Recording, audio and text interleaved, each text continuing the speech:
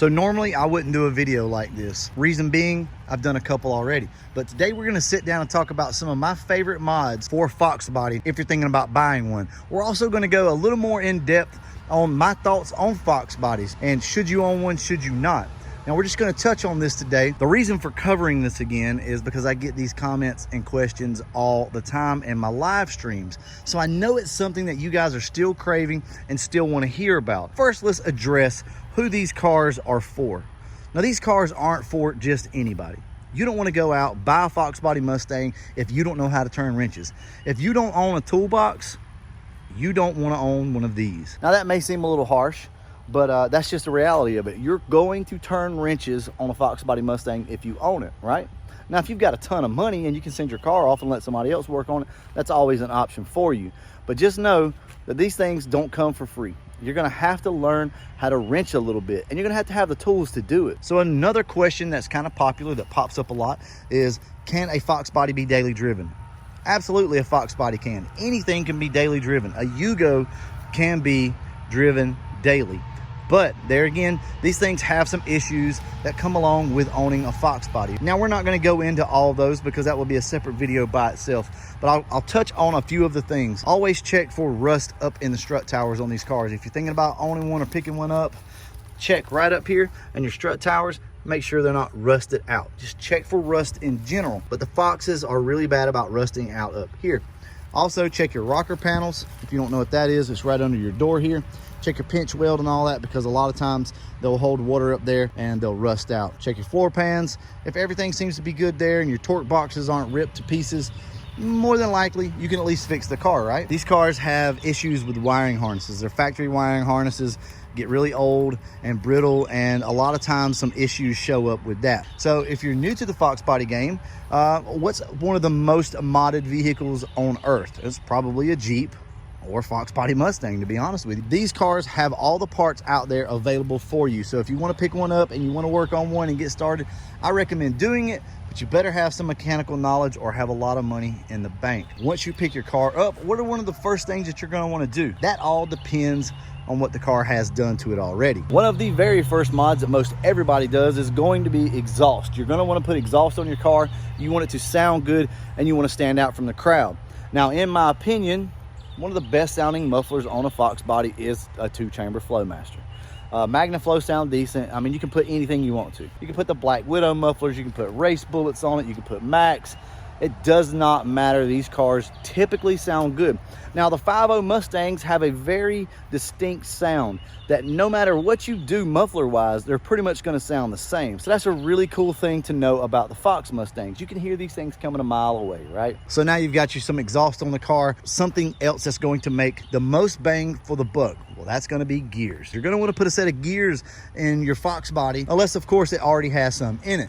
Now, what are some of the best gear options? Well, that depends on your setup. If you're naturally aspirated and you're basically stock, you're gonna want a set of like 355s, 373s, up to possibly a 410. Now, if you're a nitrous guy and you wanna know what gears go best with nitrous, that completely depends on your setup. You got progressive systems, you got plate systems, you got fogger systems. So really, your gears shouldn't matter that much. It just depends on what you wanna do with the car. Now, when we get into the supercharged realm, that's going to change a little bit. You're actually going to want somewhere around a 355 to a 373 gear. Now, why is that? Well, centrifugal superchargers work off of RPM, right? A turbo car is going to work more off of load, and a supercharged car is going to work more off of RPM, especially a centrifugal supercharger. So that's why the 355, 373 gear is really good for a centrifugal car. Now, that's debatable, right? Some of you guys are going to say a 308, 327, 331 gear. I get it. But in my opinion, 355, 373 for a supercharged car, maybe down to a 327 gear. Now, with the turbo car, it's going to be completely different. You're definitely going to want to go down in gear. So you're going to want to be somewhere around a 308 to about a 355 gear. Some guys run 373s in the car and have really good luck. It all depends on what you're going to want to do with it. If you're going to be taking it to the track, a 373 might work for you. On the street, if you want to feel the car really pull and you want to feel the power that turbo makes for you, it's going to be a 308, 327, 331 gear, maybe a 355. Like I said, guys, we're not going to go in depth on every little thing, but I'm going to cover some of the general questions that I get a lot of times with these Fox bodies. One of the things that comes up a lot, people ask, should I 5-lug swap my Fox body? And to be honest with you, my answer is no. But what you can do is buy yourself a set of ARP studs or something like that. You can put them in the car. And guys, there are people going 7.25 miles on 4 lugs. Okay, so you're okay there. What comes up is the option of wheels.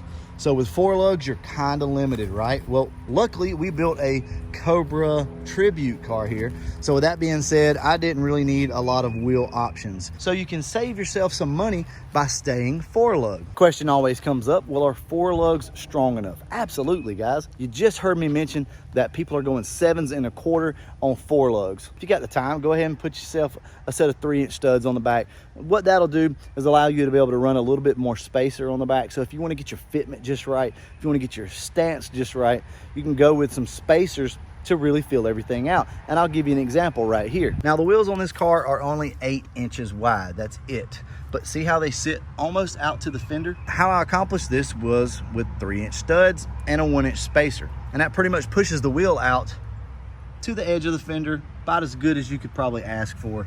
And that's how I achieved that look. Now you can't do that with your little short studs that come factory on these cars. So that's a good upgrade. Just go ahead and knock yourself a set of ARP studs in your 4-lug setup and you're good to go. But I want better brakes, but I want better wheel options. Well, then go 5-lug. So there's always the ability for you to do whatever it is that you want to do with these cars. We've got our wheel situation figured out. We've got our gears. We've got our exhaust. What next? What do we do to a Fox body to set it apart from the others? Well, one of the next things you're going to want to do, in my opinion, is lower the car. Now, you could go out and spend a lot of money on a set of eye-box or coilovers even if you want to. In my opinion, I like to cut the springs. I know, right? There's going to be a lot of people down below saying this guy's a hack job. Well, no, but I do like to hack my springs up because it's free and they work out really good, right? Now, one of the things you're going to want to do if you decide to cut your springs, you're going to have a higher spring rate a lot of times than you would with, say, like an Eibach sport line or something like that. What you're going to want to do is make sure that you have your quad shocks still left on your car. That's one of the things that everybody says you need to take off first, are your quad shocks. Well, in this situation, the quad shocks actually help dampen that extra spring rate that you have. A good cheap option for you is to leave your quad shocks on. I want to do this the right way. So tell me what I need to do. Well, a set of coilovers are really going to be your best bet for a Fox body. You can buy them.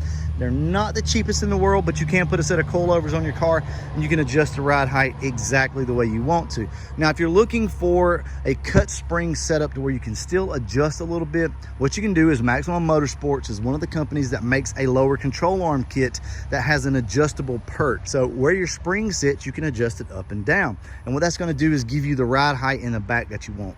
Not going to do anything for the front, so you're going to have to figure that out on your own. Typically, I get asked a lot, well, what do you cut on these cars? Believe it or not, it varies.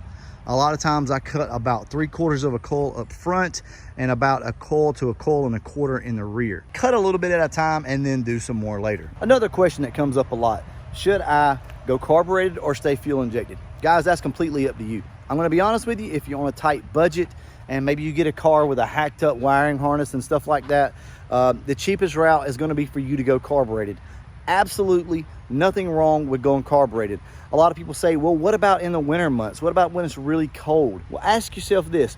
What did people do back in the 40s, 50s, 60s, before fuel injection was popular? What did people do? Did they stay at home? Did they not travel? Absolutely not. So a good carbureted setup can be run in the wintertime with no issues. Fuel economy is always a question. I want to be honest with you guys, I don't get into that type stuff. I will tell you though, a mass air car, bone stock, pretty much if you drive it right, it will get you somewhere between 20 to 25 miles to the gallon if the engine is running efficiently and doesn't have a lot of gear in it. But if you're buying a Fox body for that, you're doing it for the wrong reasons, in my opinion. The next question is, should I keep it original? Guys, I'm not gonna step into that.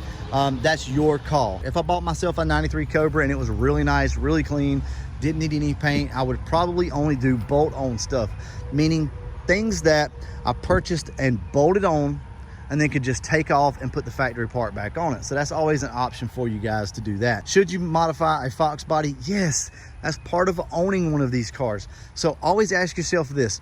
If I buy this car, am I going to feel bad about modifying it? If the answer is yes, then probably it's not the car for you. If you're into modifying your own car, if you want to make it your own, then buy yourself somewhat of a project car. These things can be had anywhere from about $2,500 to about $7,500 in decent shape. Should I make myself a clone? Absolutely, guys. Just keep it real, right? If you're going to make yourself a clone, then keep it real. Don't go around perpetrating. Don't tell people that it's a real Cobra. Now, I get hate from time to time about the fact that I have the Cobra emblems and the Cobra badge on the back of my car. I don't care personally. I like the look of it, right? Now, just know ahead of time, if you do that, people are going to hate on you. You're going to get some hate if it's not a real Cobra and you're running around with Cobra badges. My way to combat that was to paint this car Calypso green. Now, on camera, this car might appear to be somewhat teal. Trust me whenever I tell you, it is Calypso green. Enough about me. Let's get back to you guys and some of the questions that I get a lot of time. Should I buy an AOD Foxbody or a 4-cylinder Foxbody even? Absolutely, guys. Everything can be upgraded on these cars. Buy yourself an AOD if it's a really clean car. You can always upgrade it later to a 5-speed or a built auto or whatever the case may be. As far as 4-cylinders go, same thing. If you find a really good deal on one and you don't have a lot of extra money, buy that 4-cylinder car. You can always pick up an engine out of something else, a Crown Vic, a Ford Explorer. So you went ahead, you got yourself an AOD car. What gears should I run in this car now? A 373 to a 410 is about what you're gonna want in an AOD car. It's really gonna wake it up and you're gonna enjoy the car a lot more with those gears. So next up, you wanna do some engine work. What's one of the first things that you're gonna wanna do to this car? If you want to upgrade your car, you can put a K&N drop-in filter. So if you guys don't know, from the factory, these cars come with a box right here, an air box, and you can always put yourself a K&N filter in that box and these things will breathe pretty good. In my opinion, don't waste your money on a cold air kit on a stock Foxbody. So what next then? Well, to be honest with you, a good set of roller rockers, underdrive pulleys, as old school as that sounds, really does free up some horsepower, along with a set of shorty headers. Why not long tubes? Well, you can buy long tubes if you want to, but the shorties work fine for freeing up a little bit of horsepower. So be mindful, if you put long tubes on your car, you're going to have to change your H pipe, X pipe, mid pipe, whatever you want to call it, to something that will work with long tubes. Intake wise, the GT40 intakes work really good, so you can pick yourself up one off of an Explorer if you're on a budget, which I am. That's why I have what I have here. Pay attention though to the RPM range of these intakes and don't overdo it. Don't go throw a trick flow intake on one of these cars that's completely bone stock, because you're going to lose horsepower. As far as injectors, don't worry about that, guys. You're not going to need 24s, 36s, 42s, anything like that until you really get up into some extra horsepower with either boost or heads cam intake. What cam should I run in my car? Well, if you're running an AOD car, my recommendation every time is going to be an E cam.